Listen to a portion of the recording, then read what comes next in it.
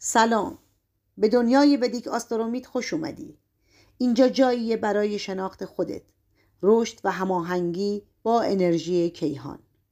اگه دنبال معنا، نور و آرامش واقعی هستی، درست اومدی. امروز میخوایم یه سفر کوتاه توی جریان انرژی روزهای هفته داشته باشیم. نه اون تقویم معمولی که توی گوشیتون هست، بلکه همون روزهایی که سیارات باستانی هر کدوم یه روز رو تحت حمایت خودشون گرفتن و انرژی خاصی رو بهش هدیه دادن. در سنت ودیک هر روز فقط یه تاریخ نیست، یک نواست، یک ریتم کیهانی. پس بیایید با هم گوش بدیم به این نواها. انرژی روزهای هفته. یک شنبه، روز خورشید. انرژیش روشنایی، هویت، قدرت ذاتی. یک شنبه روزیه که خورشید، پادشاه آسمان، تاجش رو بالای سرتون میگذاره. این روز برای خودآگاهی، رهبری و احترام به ذات خودت عالیه. اگه قرار تصمیم بزرگی بگیری یا خودت رو معرفی کنی، یک شنبه بهترین روز ودیک برای این کاره. دوشنبه، روز ماه. انرژیش احساس، شهود، نگهداری. دوشنبه، ماه مهربون دلتون رو آروم میکنه. این روز برای مراقبت از خودت، گوش دادن به احساسات و ارتباط با مادرانه ترین بخش وجودته. دوشنبه روز دل نرم ماست. سه‌شنبه، روز مریخ. انرژیش اقدام، شجاعت، نیروی فیزیکی. سه‌شنبه، مریخ انرژی جنگندگی مثبت تو رو بیدار میکنه.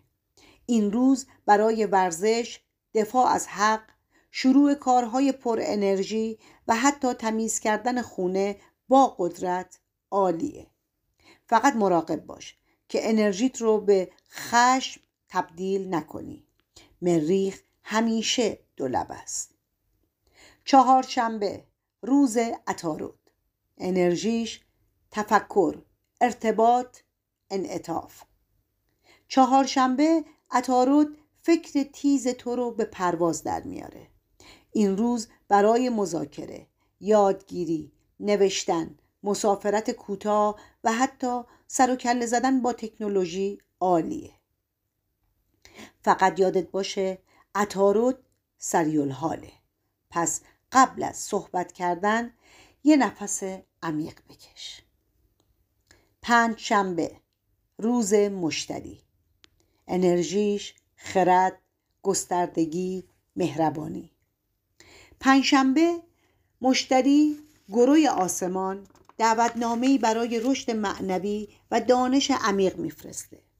این روز برای مطالعه متون مقدس، مشورت با مربی، کمک به دیگران و حتی سرمایه گذاری هوشمندانه مناسب ترین روز هفته است.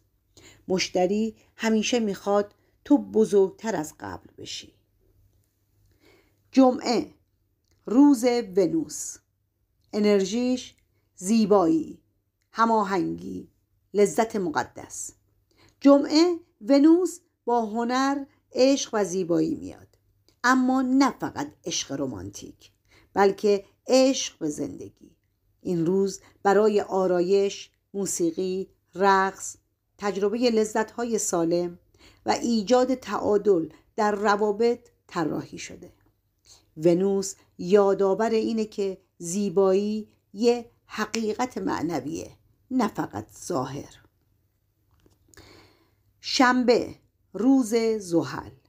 انرژیش انضباط، مسئولیت، بلوغ. و بالاخره شنبه، روز زحل، سیاره سختگیر ولی عادل.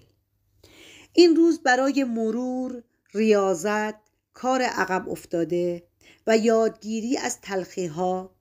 شاید انرژیش سنگین باشه، ولی همین سنگینی پایه واقعی رشد پایدارته.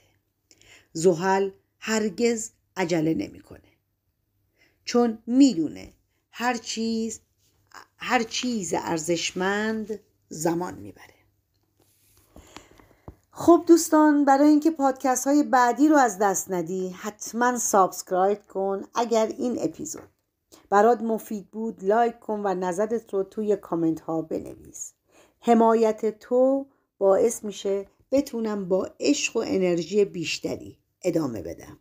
خدا نگهدار.